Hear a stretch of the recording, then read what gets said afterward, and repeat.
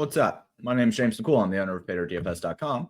And today, or as we would usually do, like Mondays with McCool, today we're going to be doing something a little bit different. I wanted to do a 2024 in review, not only of Paydirt itself, but also of the DFS industry and the sports betting industry as well, since we can kind of lump those two things in together. If you have not tuned into this before, I have done 2024 review, or not 2024 reviews, but yearly reviews in the past. And a lot of what I want to talk about are things that are not necessarily specific to how to play DFS or specific on how to do those things, but more of a look overall at the industry and where things currently are, where I think things are going to be going, and kind of how Paydirt is going to approach those things. So if you are interested in those things, then this stream is for you. I'm also happy to take questions across the line of, what I think about different things within the industry, different trends, different companies, stuff like that. Happy to have that transparency on this. So we're going to be talking a little bit from a high level about the industry overall, things that happened, trends that happened, tech advancements, stuff like that. And then we're going to relate that over into Paydirt and kind of how Paydirt is looking at in 2024 and then moving into 2025. So let's go ahead and get that started.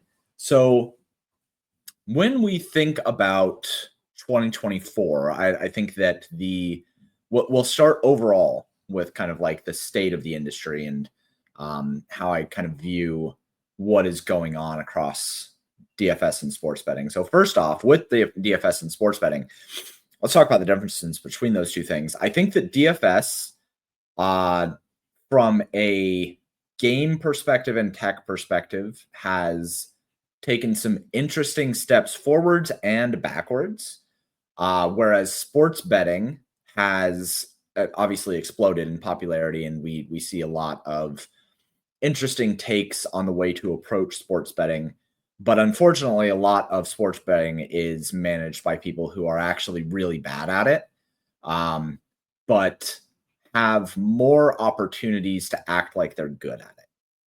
So in DFS, when you talk about how good somebody is at it, and when you talk about how good somebody is at DFS and how much money they can make, there are metrics that we know that we can use to measure how good somebody is at DFS. We can measure not only their ROI across time, but we can also measure their finishing percentiles. We can measure how much ability they have to break down and analyze a slate. Like, there's a lot of different things we can do to analyze that kind of stuff. But by and large, what a lot of people do to think that a player is good is look at their screenshots, right? JBC, for instance, he posted $1 million screenshot yesterday. JBC is a very good player, but even if he wasn't a very good player, if anybody who posts $1 million screenshot is going to, people are going to think that they're really good at what they're doing, rather than, $1 million screenshot could just be one instance of EV expected across, a lifetime of DFS play. That doesn't necessarily mean that somebody is good or bad. People can run hot all the time. We saw a couple weeks ago in the Million Makers, somebody with a lineup that absolutely probably should not have won. But it did, because that's how things go in DFS. So the thing with DFS, though, is that those screenshots are relatively few and far between, right? And really good players are going to have more opportunities and more shots with their portfolios to get those kind of large wins and windfalls and show off those kinds of things. But in the sports betting industry, it is much more frequent to see people who are posting, SGP wins and 100-to-1 wins and shit like that. I mean, it's rampant, right? But that kind of stuff doesn't necessarily mean anything about how good a bettor is. We were just talking shit to Gugs in the Discord, and those who have been in the esports department and have been in my Discord know Gugs. We were just talking shit to him because, like, he's on this insane heater about posting screenshots and $1,000 wins. And I was up 8K at 6 a.m. And it's like, yeah, okay, cool. But we know that he's a losing bettor over time, right? Like, he's admitted to being a losing bettor. And, just because he runs hot at some point during the year doesn't necessarily mean that he's good. And it doesn't necessarily mean that people should be following him for advice. But when people see that kind of stuff, they develop this kind of bias towards thinking that somebody is good at what they're doing when they're not. So we see a lot more of that and more opportunity for that in the sports betting industries, where that there is a lot more opportunity for people to grift people into thinking that they are good at things. We see other cappers in the industry that will go unnamed for now that, that they're not actually good bettors. They don't actually know what they're doing in terms of putting together a process, but because they're loud and because they, have a following from being in the industry for a long time, people think they're good at what they do when they're not. So that's kind of how I view the difference. One of the main differences between DFS and sports betting is that I think sports betting, there are a lot more instances where people can be led astray. DFS, we have a longer sample size and people don't have the opportunity to have hits as often. So I want to talk through a little bit of that. And on top of that, like the DFS industry in ways it has taken steps forward in 2024. We'll talk about the tech advancements here in a sec, but I think that also in a lot of ways has taken steps backwards, or maybe worse, it has stagnated a little bit. I don't think that we are seeing large influxes of people coming into the game. And I think that is evidenced by things like, Pick Six has raised the rake up to like 42% or something. And Pick Six is a pick'em game, but it's connected to DraftKings. And if DraftKings was doing very well with their customer acquisition, they wouldn't have to be raising rake up to 42% on any of their games, right? We have seen prize pools continue to grow, but I'm not sure that that's because there are more and more new players coming in. I think that the ecosystem just continues to evolve towards a point of maybe there's less new players, but the players who have been in are getting better faster and thus putting in more lineups and stuff like that. So I think that DFS is at kind of a weird point where it has to fight this battle of both customer acquisition and an easier game of sports betting. And so what we're going to see, I think, is usually when we talk about DFS as a game, we talk about it in quarters. And any given sport, the first quarter of the year for that sport is kind of wild, right? It's like the Wild West. The first 4 weeks of the NFL season, nobody fucking knows anything. And then for the meat of the year, for the second quarter and the third quarter of the year, that's where I think that the majority of good players end up doing very well, because you end up having some knowledge and some information to work off of. And then the last quarter of the year is just fucking, it's the grinders and it's the really good players, and not all of the dead money, but a lot of the dead money has dried up. People end up going broke that were new players who came in for the NFL season and stuff like that. But, we end up seeing towards the end of the year, the edge has started to dry up quite a bit. And it's one of the reasons why I pretty much stopped playing the last 4 weeks of NFL season, or the last month of the MLB season, or the last month of the NBA season. It's because when we look at the way that the field has dried up over the course of the year, it's only the really good players playing towards the end of the year. So, all that said, that kind of dynamic where we have a lot of new, fresh money in the first 4 weeks, and then that money is trying to claw its way up in the middle of the season, I think that we likely see that consolidate a little bit if there are not as many new players coming in, right? I think that we see more and more that the end of year edge creeps farther and farther towards that middle. Maybe instead of me not wanting to play the last 4 weeks of the NFL season, maybe I don't want to play like the last 5 weeks. Maybe instead of me not wanting to play, any March or February NBA, maybe it moves forward into like the middle of January. Baseball season, maybe instead of having September be the time when I'm like, all right, fuck it, I really don't want to play MLB anymore. The edge just kind of dried up. Maybe that starts creeping into August.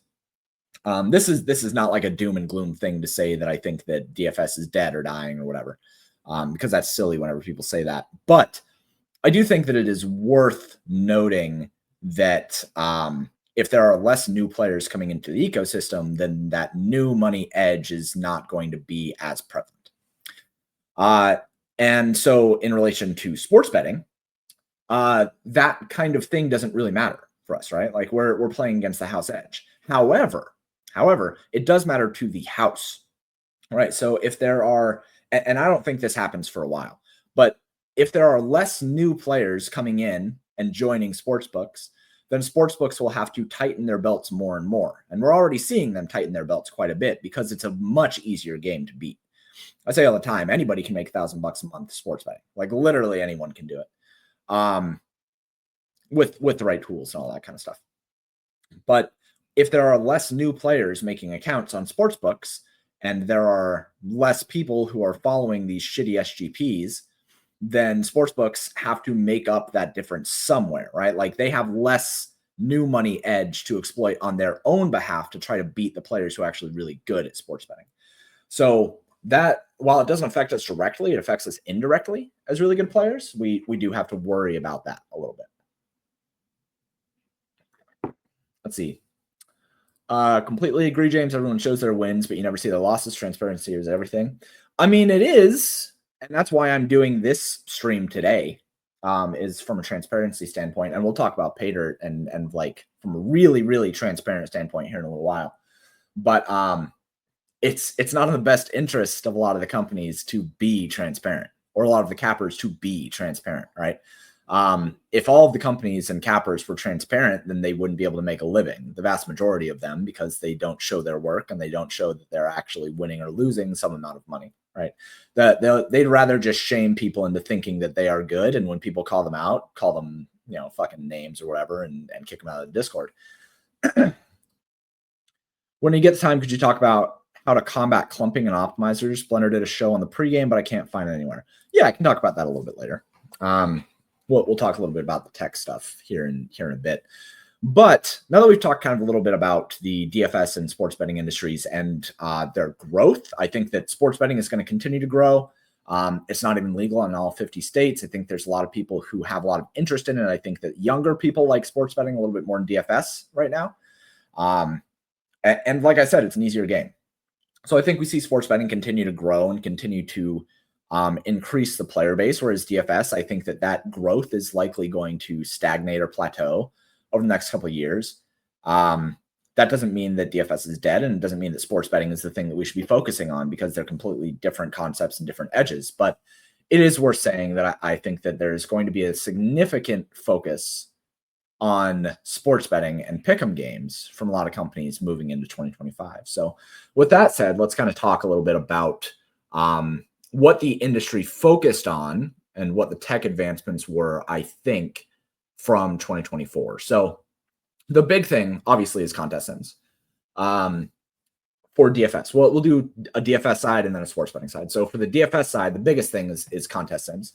And back in 2022, the later part of 2022, I was developing contest sims for baseball. But I was just running them locally, right? And it was more of an idea and less of like a full-blown thing. Little did I know the entire industry was doing the same thing. And then in 2023, everybody basically pushed contest sims at the same time. And it was like this weird, it was this weird coincidental timing where everyone ended up pushing contest sims right before the MLB season, and nobody had talked to each other about the fact that they were going to launch this product.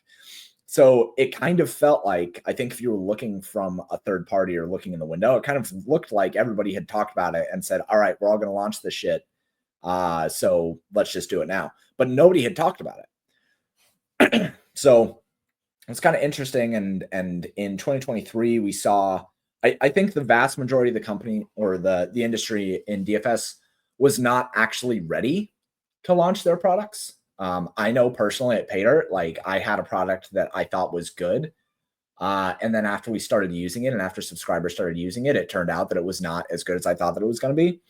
But companies like Skotastic and the Solver, like they put out sim products that were not even really sim products, right? Like they were, what they were doing was they were simulating lineups against each other and then assigning an edge based on the portfolio rather than actually simulating a contest. And I think that we still see a lot of that. But I think that the math has gotten better. across the industry when it comes to this contest sim stuff. And so I think that the base framework has certainly improved. In 2023, that the sim products were mostly bad up until NFL season. And specifically, up until NFL season, about week 9. That's when we kind of saw the inflection point of contest sims starting to really affect the way that DFS was played. I remember distinctly there was a Jonathan Taylor slate where Jonathan Taylor was projected to be like 33% owned or something, and Derrick Henry was projected to be 18% owned, but every single sim product said that Derrick Henry was under-owned and Jonathan Taylor was over-owned. And what happened was they completely flipped ownerships. Derrick Henry ended up 35%, Jonathan Taylor ended up 15%. And that was kind of the moment when I looked at things and I was like, shit, that's not good for the industry.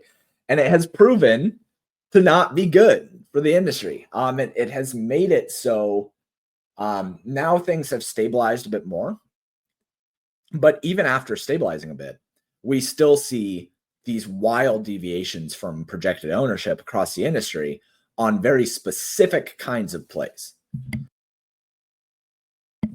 Sorry, I have a little bit of a cold, so I have a little bit of a lower voice. But it has caused ownership projections to be, while the correlation coefficients have mostly stayed the same or gotten better, what it has caused is a handful of players every single slate to end up jumping other groups of players and causing significant steam differences between players that are really fucking with the way that lineups are created. And it's this really fucked up snake eating its own tail situation, where as ownership projections get better and contest sims get better, ownership projections get worse, which then makes contest sims worse, right? Because the crux of a good contest sim is good ownership. So we've kind of hit this point now where any improvements to either side of the equation are going to make the entire thing worse. And that was the big advancement in 2024, was that things have continued to get better. And what that has led to is every single week you see on Mondays with McCool, Blender and I talk about 1 or 2 or 3 players that are just like, what the fuck is that ownership? It doesn't, if we'd have known that player X would be owned Y, we would never have played them, or we wouldn't have considered them near to the extent that we did. And we see that across the industry. So I don't think that there's a good answer to it. And I think that what we have to start thinking about, similarly to the way that we think that I started thinking about projections relatively early, was thinking about them in a range of outcomes. I think that the next step for 2025 in terms of the advancements of DFS, I think the main advancement should be, or at least one of the advancements that I'm going to put into place over at Paydirt, is a range of outcomes for ownership, where we talk a little bit and think more about ownership as not just a median expectation, but what we can expect based on something, right? I don't have an algorithm for it yet, but I think that that's a necessary change. And I think that having floor, median, and ceiling ownership projections and developing a range of outcomes within them is a really important step towards mitigating the damage that contest sims have caused towards ownership algorithms. Because ownership is the vital, most important thing in DFS these days. Having good ownership allows you to make considerably better decisions because everybody has projections. So we don't really need to care that much about the projections anymore. We need to care about the tools, and we need to care about the ownership. So that will lead into what I think is necessary in 2025 for DFS. But let's talk a little bit about sports betting. So the big tech advancement for sports betting in 2024, one was just people focusing a shit ton more on it. But the other big thing was having these tools like OddsShopper that, and OddsShopper has been around for a while, but it has really become popular in 2024 in that the ease of use of it has made it so anyone who subscribes to OddsShopper can be a winning bettor. Like literally anyone. The hard part about sports betting, and well, prop betting, we'll put it that way. The hard part about prop betting is being able to find the best line across whatever, right? And then also finding the edge relative to the lines that are offered and having good projections that you can then quickly and effectively and efficiently get that action down, right? Like the big thing is you want to be able to get your action down on whatever sports book has the best line based on your projections. And OddsShopper allows you to do that really, really easy and really, really seamlessly. And products like that have made it so the friction of being able to get down your action and get down like hundreds of bets in a day is ultra minimal. So long as you're at a desktop. On mobile, it's a little shakier still because like you have to go through two-factor authentication and all that kind of bullshit. But like on a desktop, it has made the friction considerably less. And so that advancement has made it so people who are actually good at sports betting can now get down all the action that they could possibly want until they get limited and make really, really good ROI, make good money.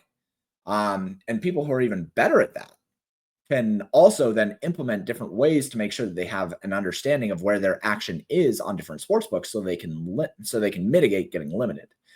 That's been the biggest advancement. And I think that we still have more room to go on that. I think that there should likely be ways to then implement ways to hedge. I think that one of the next things that's going to show up is going to be kind of like an arbitrage calculator and an arbitrage function built into this kind of stuff. So you can see, oh, well, here's my action.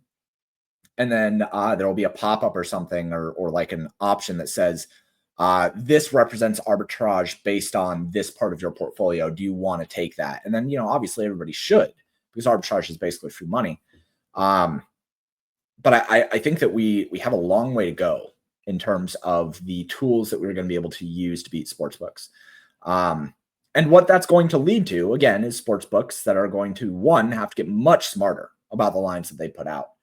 And two, are going to likely tighten their belts and limit winning bettors more. There's going to be a big war over the next 5 years for sports books against winning bettors. And we're, obviously we got to hope that winning bettors have their side represented well.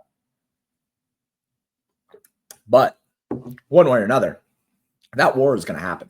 And I think that it's likely going to be because of tools like OddsShopper that allow you to get down a lot of action with relatively low friction. Inputs to ownership within the Sims possible. Example with Henry and Taylor. If you thought would be the case beforehand, you could sim the other way. Absolutely. Yeah. The problem is that so from a super user perspective, that makes a lot of sense. From a me perspective for Paydirt, right? That's super fucking hard. Because you kind of have to trust the ownership algorithms in order to build a contest sim that runs in the back end, which a lot of them do. A lot of them are maintaining the data in the back end. And so changing the ownership projections changes the entire way the field is designed. So like the way that seed frames are built for Paydirt specifically, I can't give all the proprietary knowledge away, but the way that they're built is very sensitive to ownership. Like when you are creating a field to be used, you have to kind of have an understanding of what lineups are likely to be utilized within that field, and ownership affects those kind of things. So if you wanted to, after that, put in, an input of ownership and change those ownerships, yeah, you would be able to see the difference in edge that you would see, but that would simply just be that new input ownership minus the win rate within that seed frame that has been built on the information that was utilized before you input that ownership. Hopefully that makes sense. If you're asking that question, I think that makes sense to you. But it's a hard question to answer. And I don't know that there is an actual answer to it outside of the way that contest sims were built for Paydirt before, the way the seed frames were built before. And we'll talk about Paydirt advancements here in a second. But the way that seed frames were built before was it was handled on the client side after you clicked run sims. So the seed frames were actually created based on the data that was held on the web browser.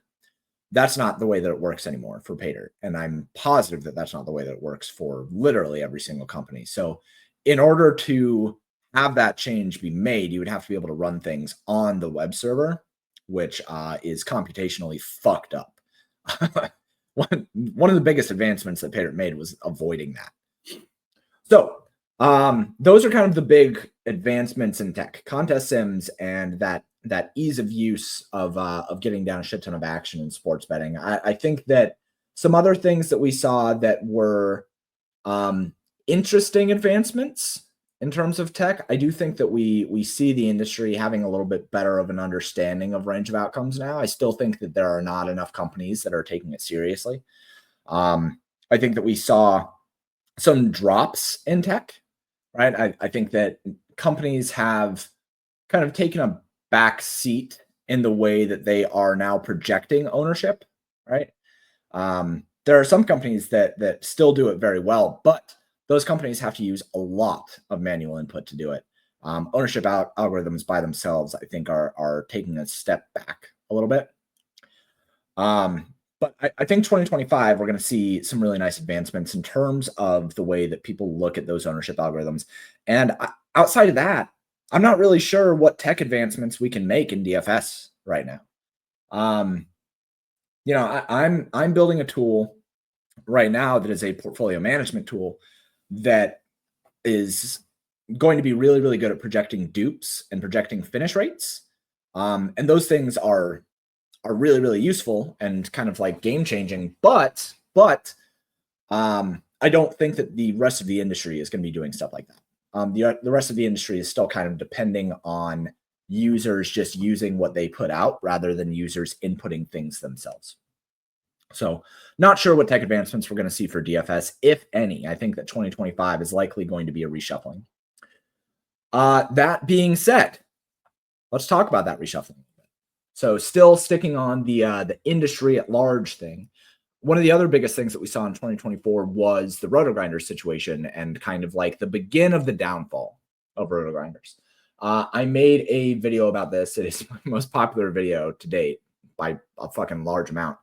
But I was talking about roto-grinders and their parent company, Better Collective, experiencing losses in the sports betting sectors and therefore cutting costs.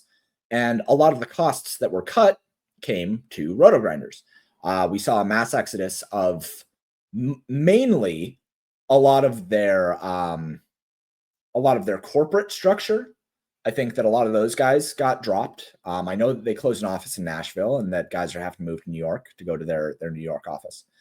And we saw them let go a lot of their really, really high level trusted content creators because they were too expensive, right?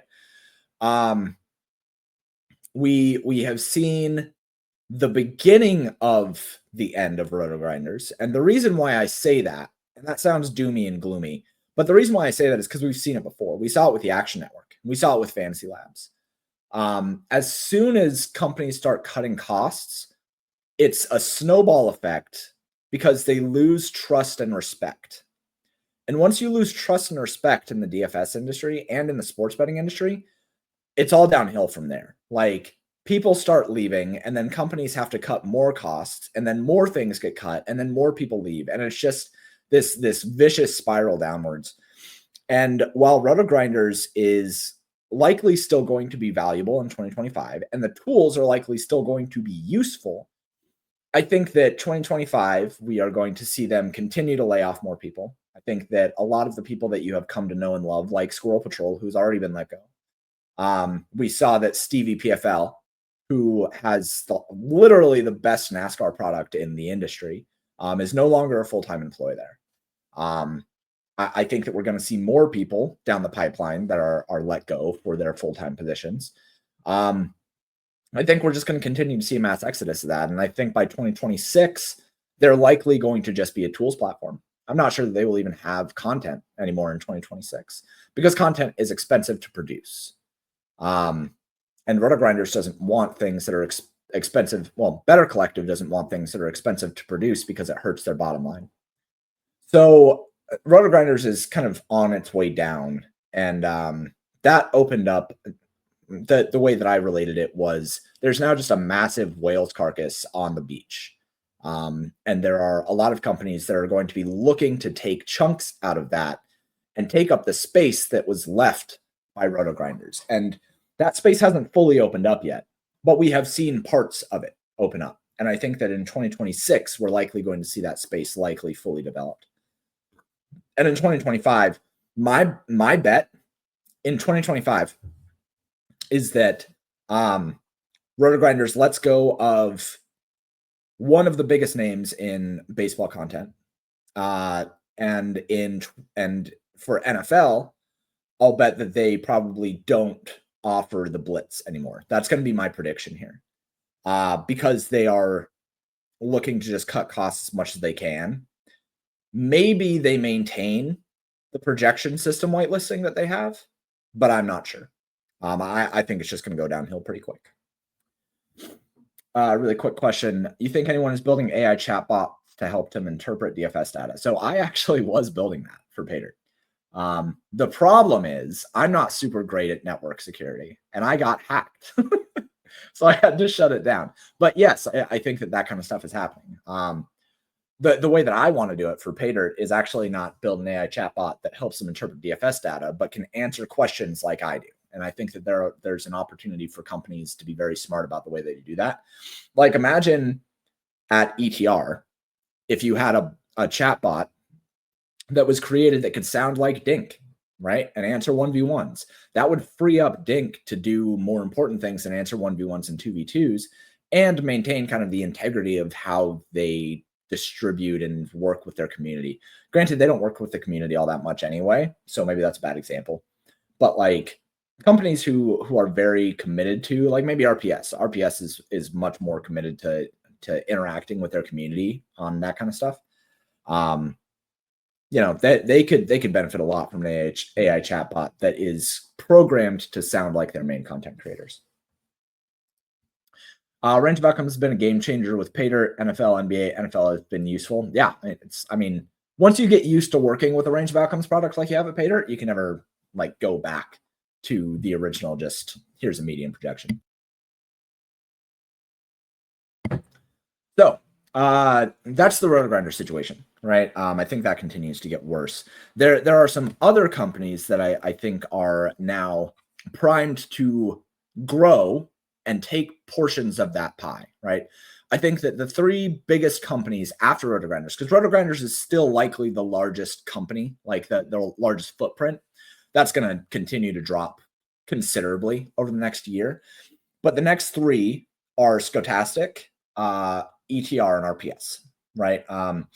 Now, I say those three, and I exclude SaberSim from that because I don't necessarily look at SaberSim as the same kind of company. I think that Paydirt and SaberSim are much more alike than they are to RPS and ETR. And the reason for that is because of IP differences.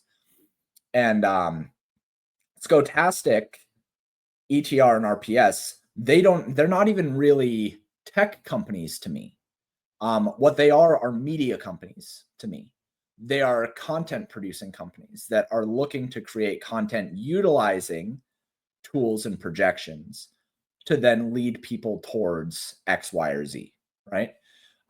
So I think that is more of what Roto-Grinders is currently and what Roto-Grinders was, but Roto-Grinders had the benefit of also having a shit ton of IP. And IP is intellectual property, right? It's tools they've created, optimizers, tools and models, right? ETR, RPS, and to a slightly lesser extent, Skotastic do not have the same depth of IP that Roto-Grinders did, but they can grow into that, right?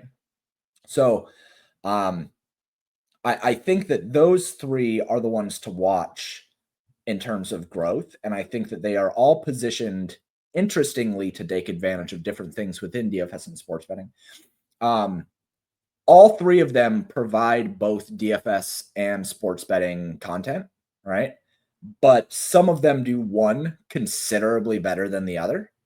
I think that Skotastic, obviously, with OddsShopper and the affiliations that they have, is not only larger than RPS and ETR, but also positioned better to take up a large part of the pie that Roto-Grinders left because of the way that they conduct business and because of the way that their business structure is set up. They are also positioned better in the sports betting stuff, right? Which I think is going to grow more. So Stochastic, I think, is going to become, the next roto grinders or whatever you want to call it. ETR and RPS are two sides of the same coin. They're the exact same company, just with different perspectives. RPS is kind of like the barstool version of ETR, and ETR is kind of the smart nerdy version of RPS, like that. But they are basically the same thing. So, like I said at the beginning of 2024, I thought that it was always going to be interesting to see which one grows over the other one. And I think that what we have seen a little bit is that ETR is growing a little bit better than ETR in terms of the modern way of producing content that people want to take in. And I also think that RPS has been a little bit more true to the way that they have developed their perspective. That's not to say that I think that ETR is doing a terrible job. I don't. I just think that they have, as a company that prides itself on being technically capable, I don't know that the perspective, or I don't know that the way that people interact with their company is really focused on that. And if it is, then they don't have the IP to sustain it.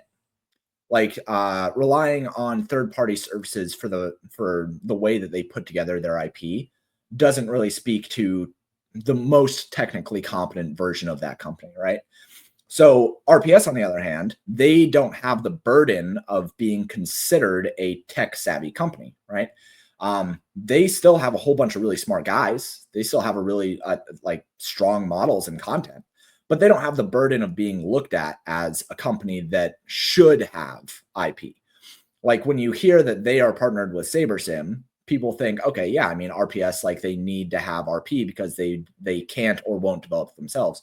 When you hear that ETR is relying on the solver, that is something that when people hear that, they're like, oh, well, they should probably build their own. At least that's the way that I interpret it. And I think that's the way that a lot of people interpret it from the people that I talk to. So again, I think that it will be interesting to see which one of them takes the majority of the roto grinders pie that is going to be left over in 2025 and 2026. But those are the two, 2A, 2B companies. And then we have companies like Paydirt and companies like SaberSim that are not, I don't look at Paydirt or SaberSim necessarily as media companies. Like, yes, there is content to be consumed on both of them, but the vast majority of people use SaberSim and Paydirt for the tools and the models and the IP, of which both own considerably. So when I think about things like that, that there's other niche companies. I think there's a company called DFS Hero. There's a company called Ace Mind. Like there's other companies that are putting out cool tools for people to use, but that's kind of a completely separate idea.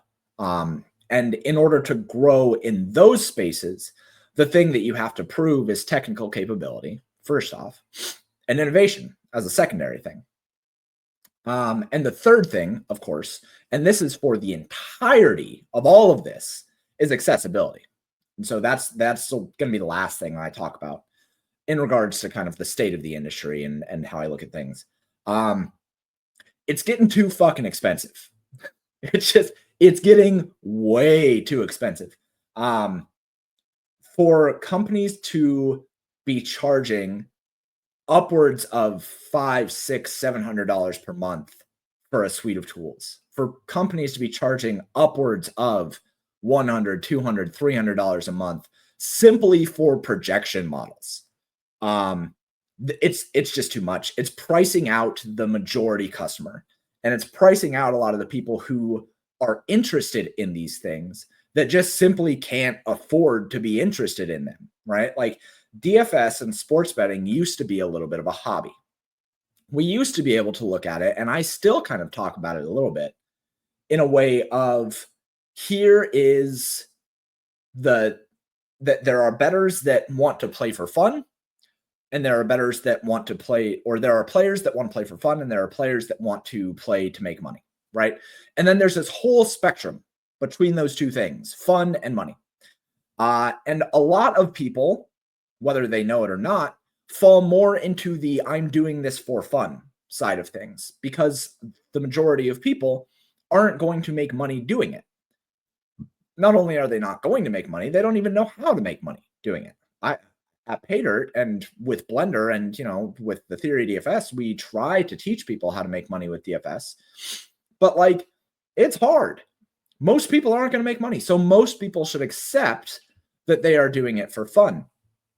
Now, if you accept that as the main premise for the reason why people are playing DFS, and if you accept that as the main premise for the reason why people are getting into sports betting, it has to be accessible for them in order to maintain the idea that they are doing it for fun and not to make money, because the majority of these people are not going to have a positive ROI. At best, they'll be break even. Or the ROI that they maintain is going to be somewhere between like 1 and 5%, right? Fun prop bettors are going to make somewhere between 1 and 5% most of the time, annualized. So now think about the way that they are distributing that capital. If you have a 1 to 5%, let's just call it a 1% ROI, and you are playing with $1,000 a month, annualized, you're likely going to make $100 a month. How the fuck are they supposed to afford that while paying $200 a month for your product where you're just putting out projections? How are DFS players who at best push a 10% ROI, most DFS players are somewhere in the 1 to 3% ROI range, right? If they're winning players. How on earth are they supposed to afford that if they have to pay you $500 a month for your product? Like, there's one side of this that I understand. From a business perspective, you charge what the market will bear. Sure, fine, whatever. Like, if you want to treat the business that way, then you can. But you also have to understand that if you are charging people so much that they are going to go broke using your product, whether they play it right or not, you have to understand that you are doing more harm than good for your company in the long term. If you are charging every single person, $500 a month, and they are expected to make at best like $250 a month annualized, then that extra $250 a month, eventually it runs out. Like, eventually you just run out of money as a new player.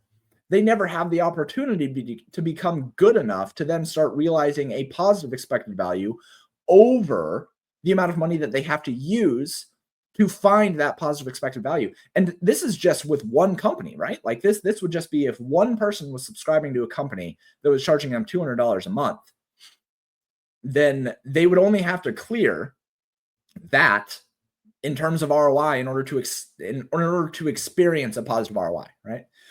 But most people are subscribing to 2, 3, 4, 5, however fucking many subscriptions just get stacked on top of each other.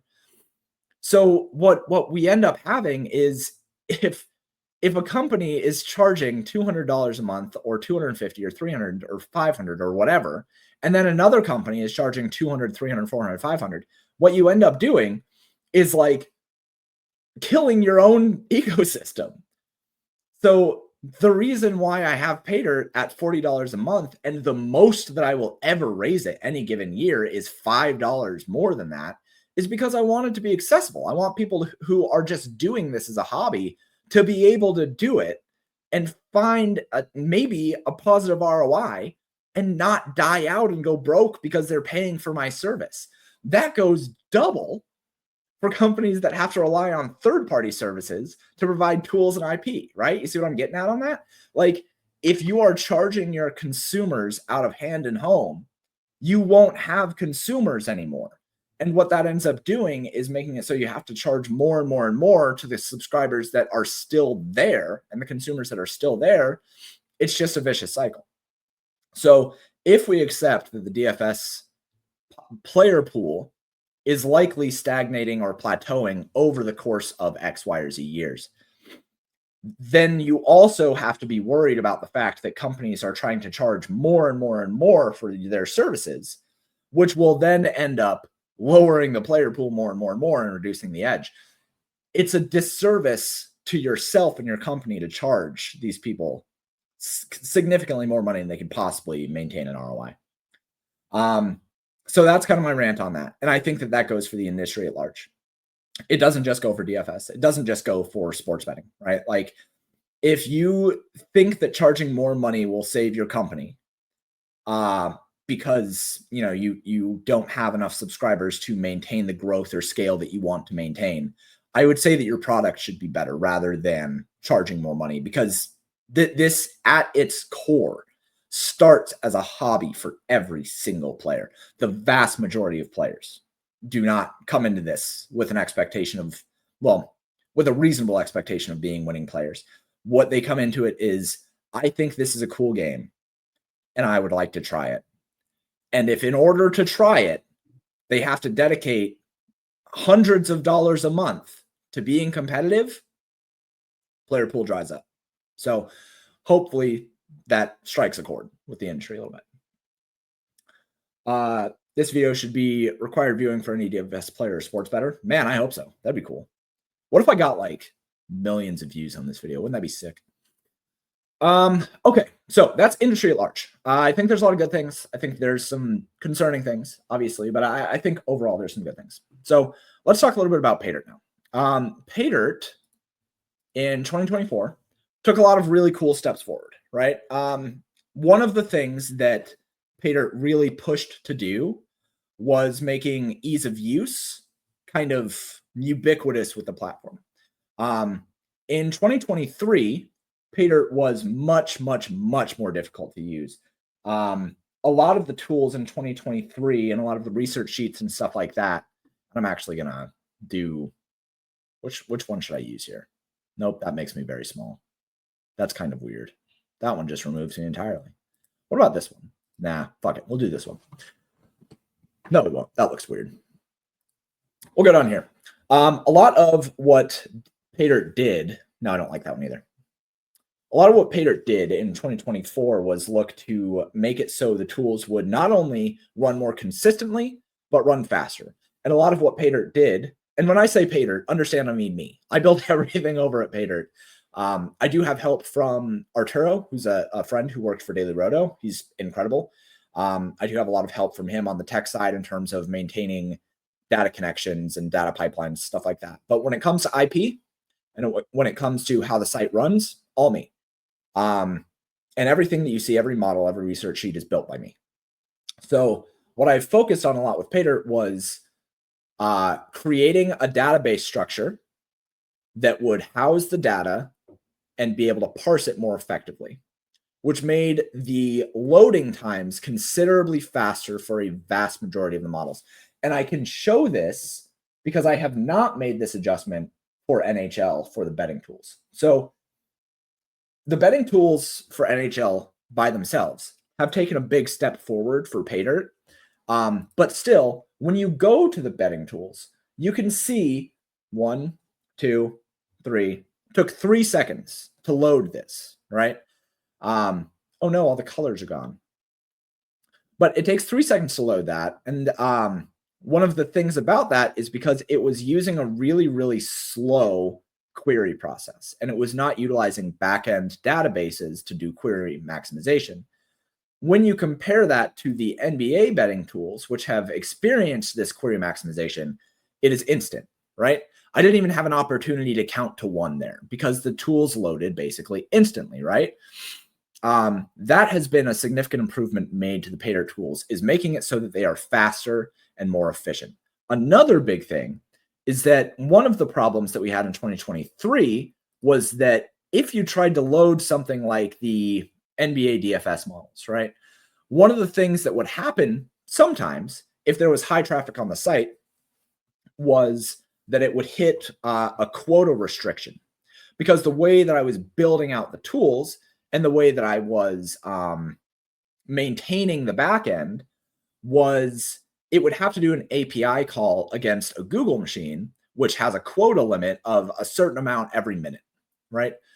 Those have been largely removed entirely from the site with the database structure now. It costs me more to maintain that and to do things this way, but it is a considerably better product, right? Like things load incredibly fast now.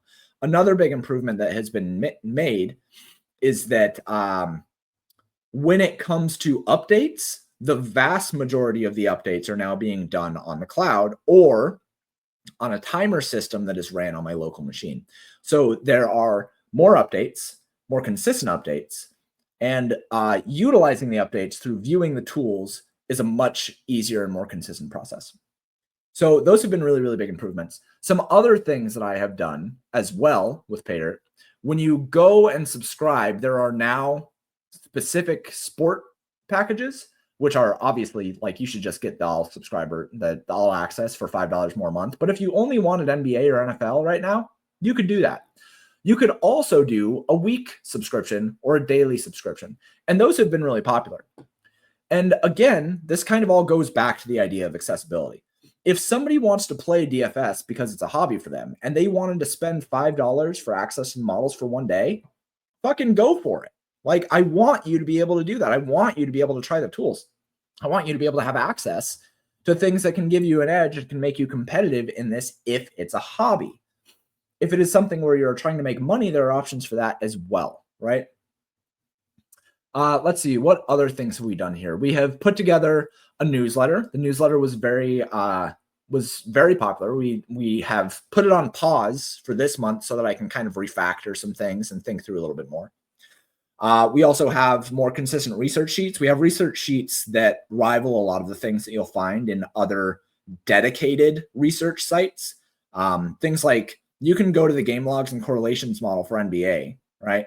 And if you have ever used Popcorn Machine, and I guess we can go to Popcorn Machine really quick to show this off. So if you go to Popcorn Machine, what you get is this, right?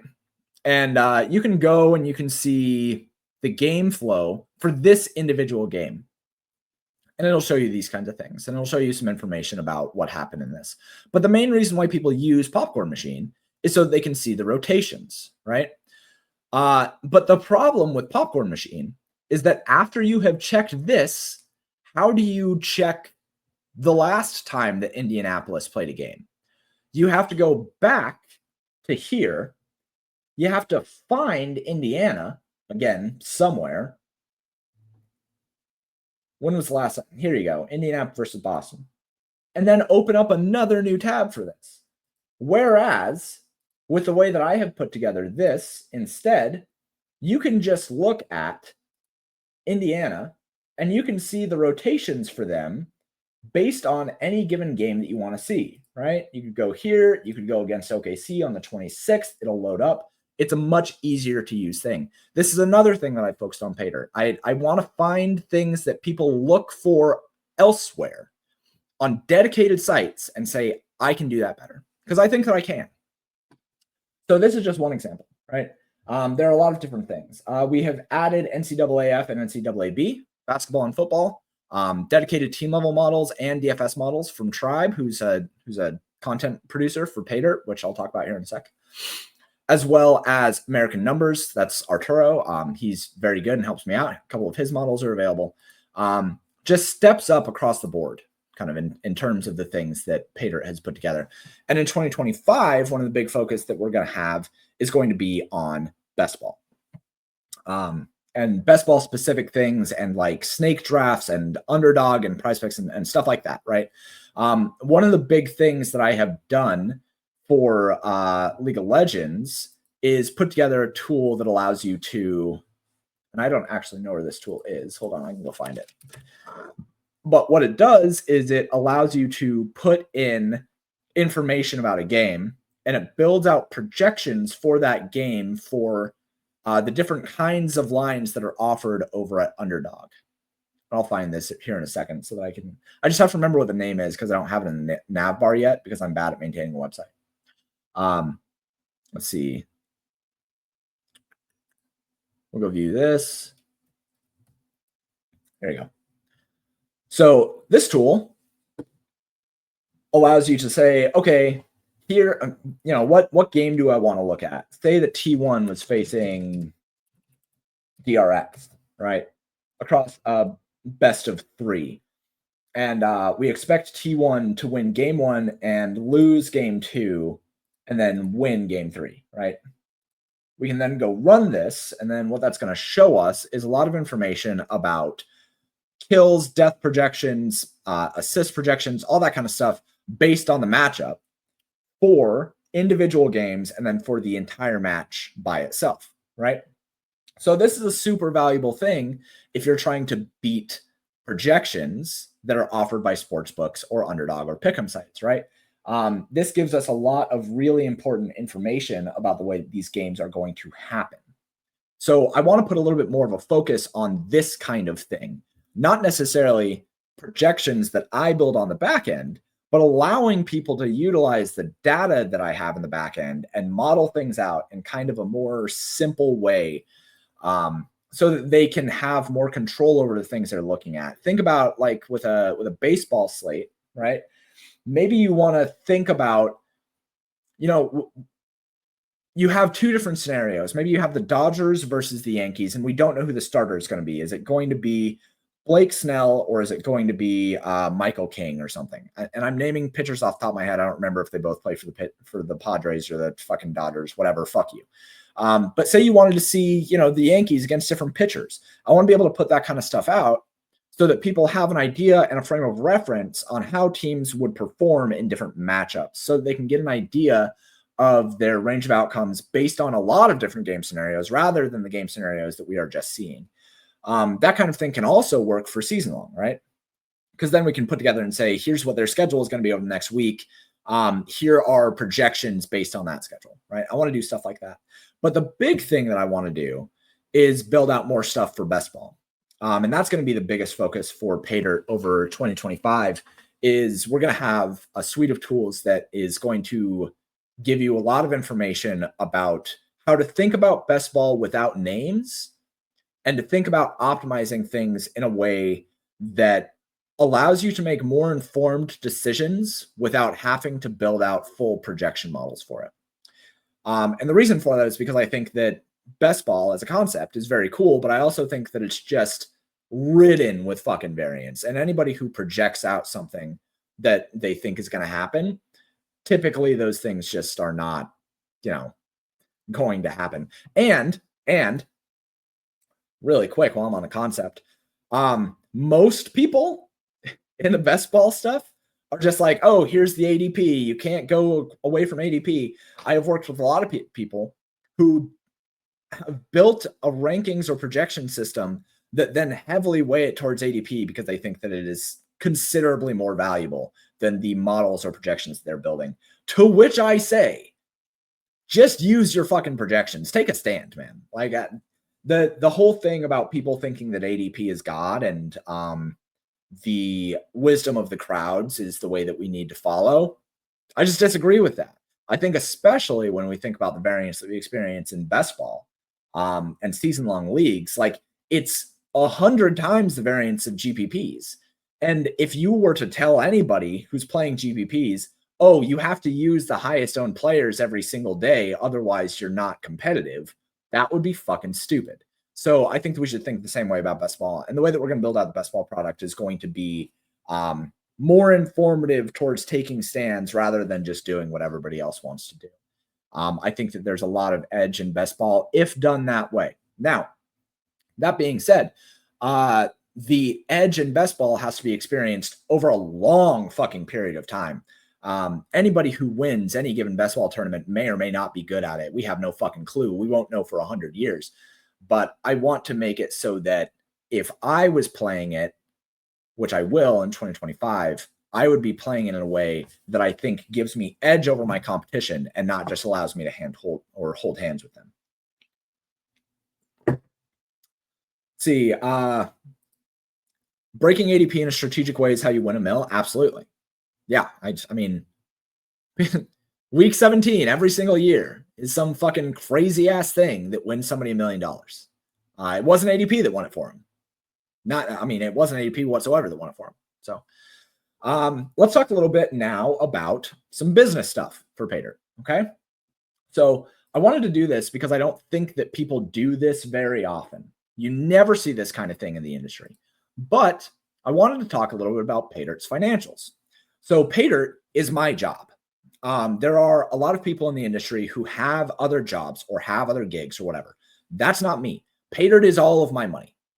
And it's how I support my family. And it's why I am so adamant about making sure that I put together a good product and I innovate and I don't fall behind. And it's also why I make sure that it's accessible and I take care of the people who support me. Because it truly is people who support me and my family and my son and make it so I can live the life that I do. I love and appreciate everybody who supports the Paydirt, and I hope that everybody knows that. But that being said, I have to care a lot about the financials of Paydirt. So over the last year, Paydirt has made $105,000. That is the gross volume. The net volume is 100,000, and that is down about 3% compared to 2024. Now, that drop, I think, can be attributed to a couple different things, but the main thing is that the MLB season was a little bit lower than what I would have expected it to be, or what it was in 2024. Now, that being said, over the course of the last 5 years, Paydirt has continued to grow, right? Paydirt has gone from, in 2020, when we were like League of Legends and CSGO, and it was during the fucking pandemic breakdown, Paydirt maybe had 50 subscribers, I think. And it fluctuated between like 30 and 75. And then in 2021, it grew a little bit. And in 2022, it grew a lot. And then in 2023, it continued to grow. 2024 continued to grow in terms of different ways. So in 2023, I made a little bit more money, right? 3% more in terms of net volume. But in 2024, I have had more subscribers, right? I've had more interest in the site. I've had more traffic in the site. There have been a lot of things that have helped in terms of having me understand that there is a higher ceiling than what we are dealing with here. So the introduction of single day and weekly memberships, I think, has contributed the most to this drop in net volume. Because there are less people that are just getting the monthly or the yearly subscription. There are more people that are getting weekly and daily passes to try out the tools. And maybe there are some people who are, taking advantage of that, right? There's probably plenty of people who, for the NFL season, just get a day pass every Sunday, and it costs them $20 for the entire month. And it's half of the cost of what they would spend if they had a full month, right? Or 60% of the cost of if they had just like an NFL monthly subscription. But that's okay, because those people who do that then come through and are a consistent subscriber. I can count on a little bit more consistent revenue from people who like the tools enough to come back and get a day pass or a week pass, right? And those people, I always hope, convert into being monthly subscribers and jump up into that full out all access subscriber, right?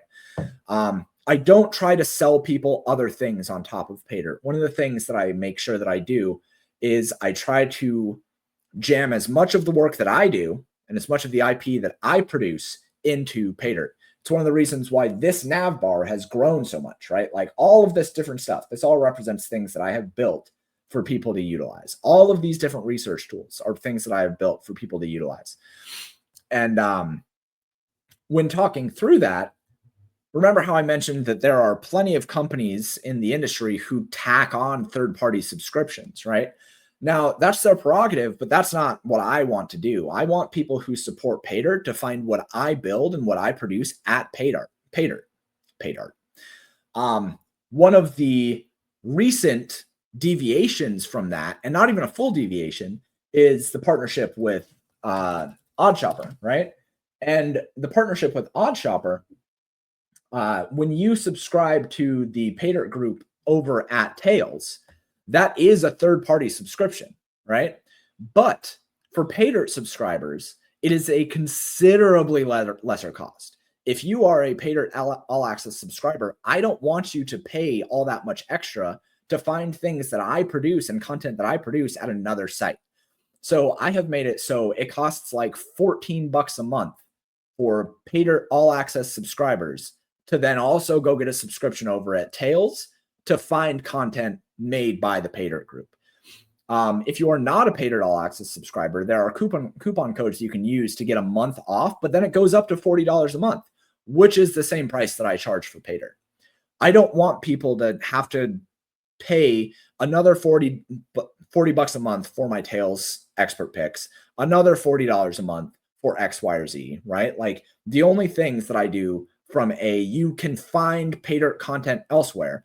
You can find Paydirt content over at the solver, which are in the form of projections, because I don't want to build a fucking dedicated portfolio management system. I think that sounds fucking nightmarish.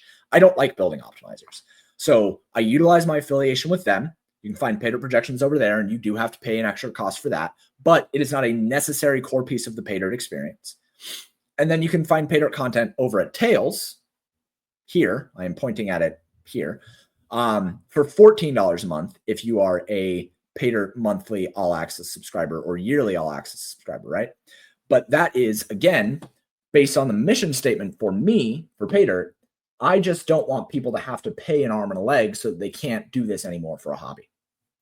So from a financial standpoint, as we are talking about this, something that I have not put out really into the ethos all that much is that Paydirt has taken on funding for 2025. Now Paydirt has investors, which is really, really cool. It's terrifying, to be honest with you. Up until this point, I have been playing with my own money, and it has been my own mistakes that would fuck up my financials. But now in 2025, if I fuck up, it's going to fuck up investor financials, right? So having investors kind of changes the way that I have to think about Paydirt as a business. One of the things that I'm trying to do is create better distribution channels for Paydirt, create more content that can reach through those distribution channels, right?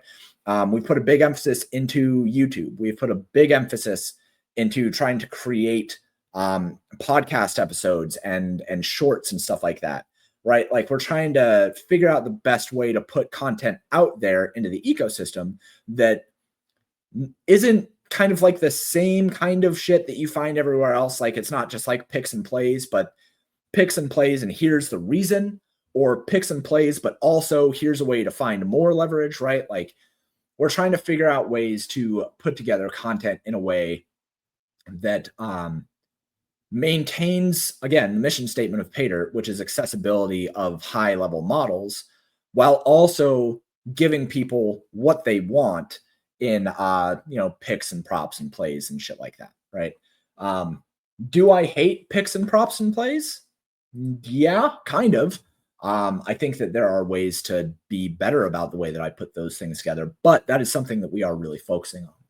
So, that's kind of the way that I look at Paydirt. One of the other things that I'm doing at Paydirt is putting together business to business type stuff. So, one of the things that I do for Fantasy Life, which I work with, is doing whitelisting for them, right? I whitelist projections and ownership over to their site based on Paydirt models. That business to business opportunity, I think, is really important for companies like Paydirt and SaberSim. Remember, I said earlier that there's a different way to grow companies like Paydirt and SaberSim. And I think the business to business is one of those really important things rather than business to consumer. So Paydirt looking for more opportunities to do whitelisting, consulting, and IP development. Those are three things that you're going to see in 2025. I have reached out to a couple different companies about working with them in those kinds of ways through Paydirt channels, right? Not necessarily as me as an individual. The work that I did in 2024 for Fantasy Life was as a consultant, but in 2025, that is going to be as Paydirt, right?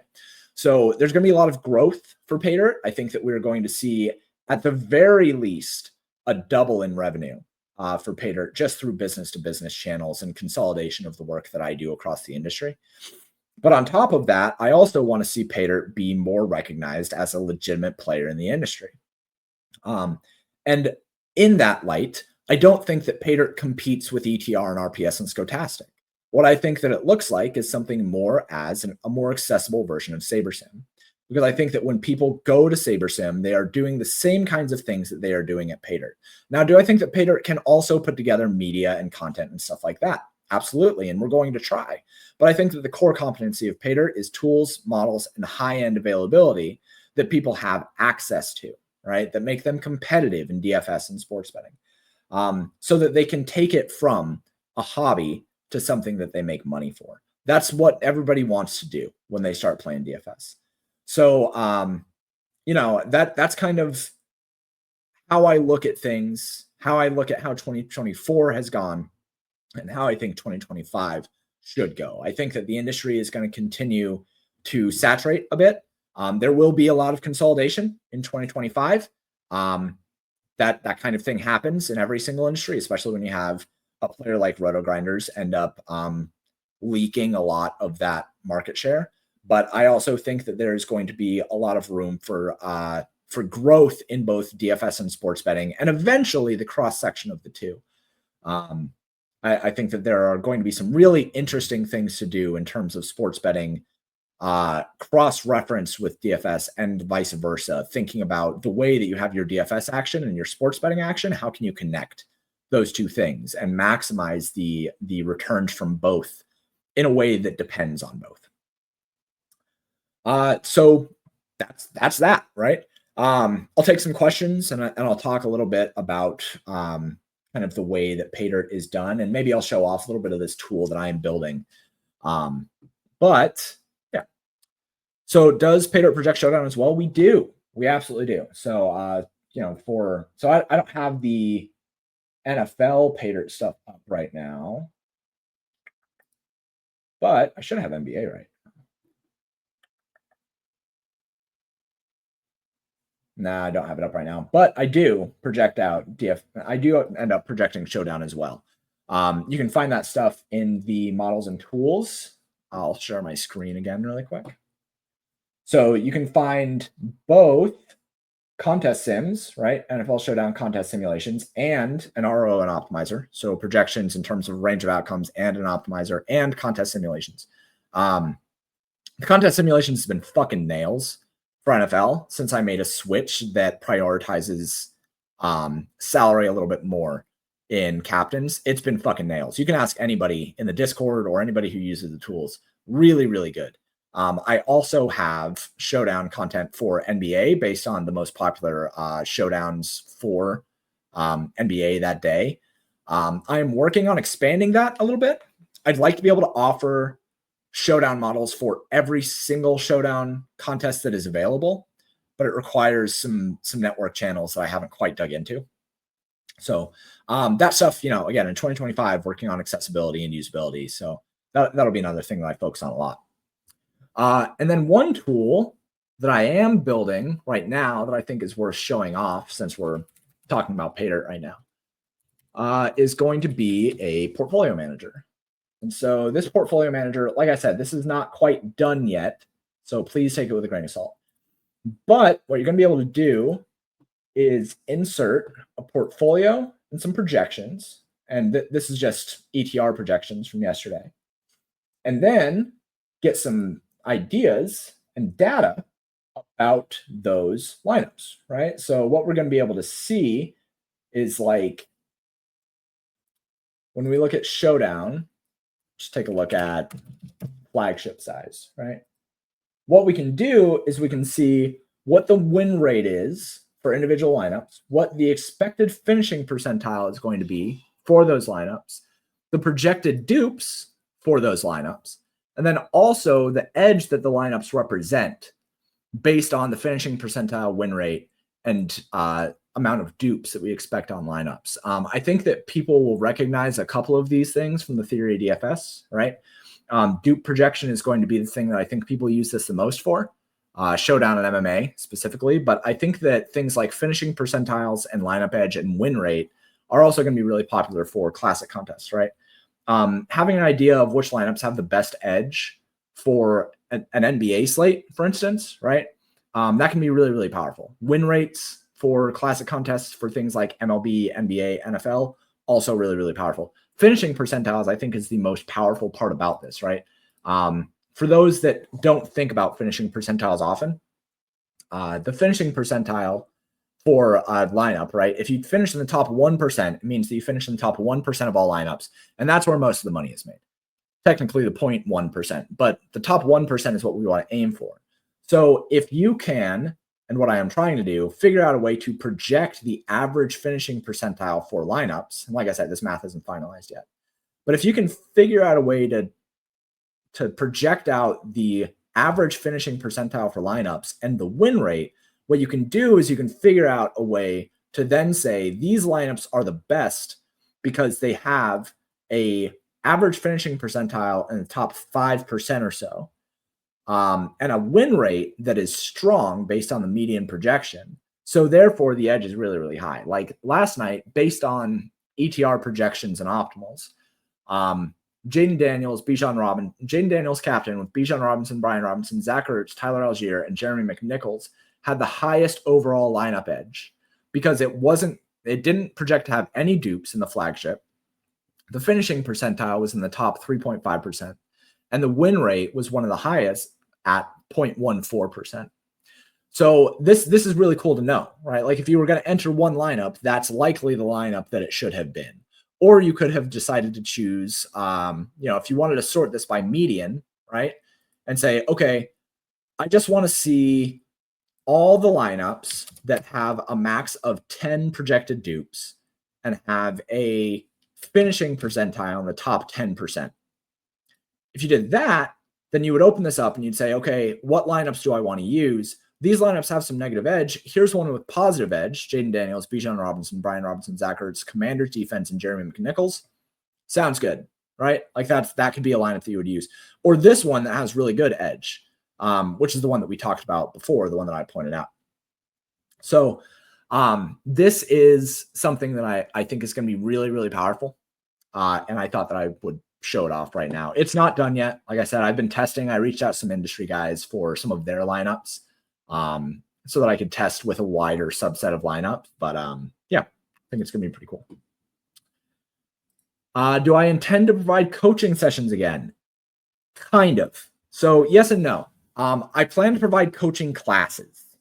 I plan to provide kind of more bulk stuff, classes and courses, and here's how you do X, Y, or Z, right? That will be a la carte. But for subscribers, right, like we should do once a month, here is a class session where we can talk any questions, we can talk about these things.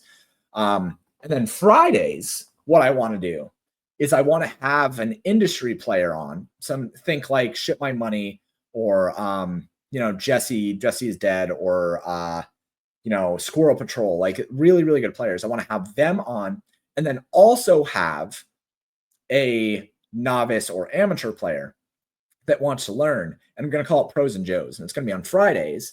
And we're going to talk together and work together on building a lineup or lineups in optimizers or using tools or whatever, right? So yeah, there's going to be, we're going to continue. One of the things with Paydirt is trying to focus on making people better.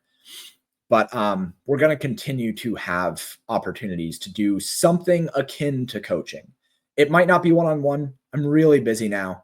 I had to shut down my coaching, specifically my coaching opportunities, because I just didn't have time to manage them. And I don't think that with the schedule that we have for 2025, I don't think that I'm going to have more time, right? But I do think that there's going to be another big focus on, helping people get better. Okay, lineup clumping. So yes, I want to say yes, but that's going to require a lot of testing, right? Like that might not be available until baseball season, right? We're going to have to figure out a lot of things of testing with NBA Showdown, with that kind of stuff, right? I think that there's going to be a lot of things like lineup clumping and combinatorial ownership and trimming and stuff like that, like taking a lot of the concepts that we have taught at Theory DFS. I want to kind of put that all together in a tool that is easy to use on Paydirt. So yes and no, but it's going to be one of those things where I have to work with people, right? I have to work with people as consultants that are using this tool and have a high idea of how to do these things, a high level of knowledge to help me build these things in a way that is going to be usable. And that's going to be where industry pros come in and help me with ideas on this stuff. So yes, I think that I am going to have that, but that's kind of one of those higher level concepts that is a lot harder to do than just the math that I'm putting into this for win rates and edge rates and stuff like that. And this answers this question from earlier as well, right? Of talking about lineup clumping and optimizers. The thing with lineup clumping is the combinatorial ownership and the parity within lineups, right? Like you don't want all of your Aaron Judge to be tied to the catcher for the Yankees, right? Like you want to have a good separation of the players. And what that means is that you want to have groups that are set up. And groups in a way that are saying, for this set of lineups, I want to avoid this set of players. And for this set of lineups, I want to avoid this set of players.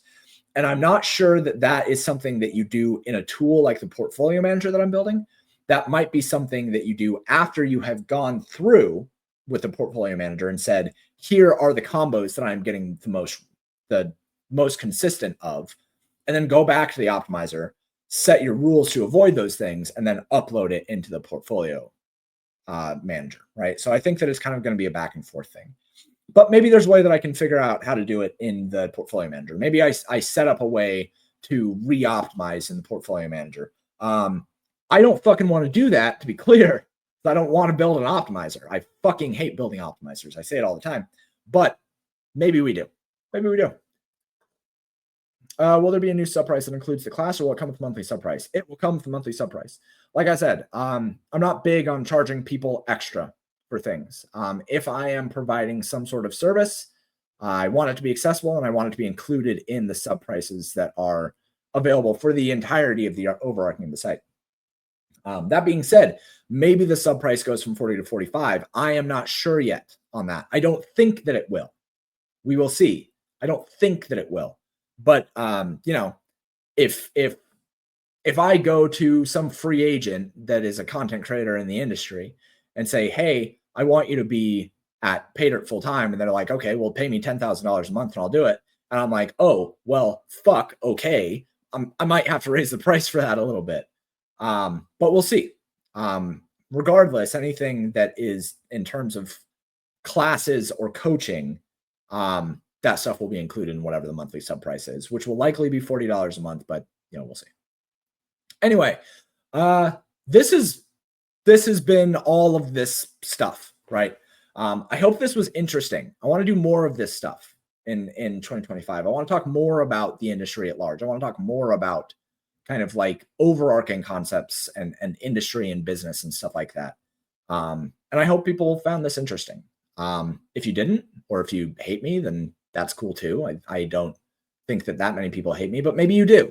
Maybe you hated this. What I will say is, fuck you. You should think better.